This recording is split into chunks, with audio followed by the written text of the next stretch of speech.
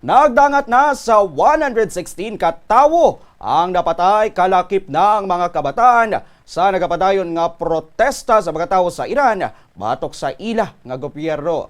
Base sa report nga ginpagawa sa Human Rights Activist Agency, masobra 2,000 naman ang ginpang aresto. Nagsugod ang ini nga mga protesta sang Desyembre tuig 2025 bangod sa nagataas nga inflation kag ang pagluya pagiit sang ekonomiya rason sang ila hibubunot batok sa gobyerno.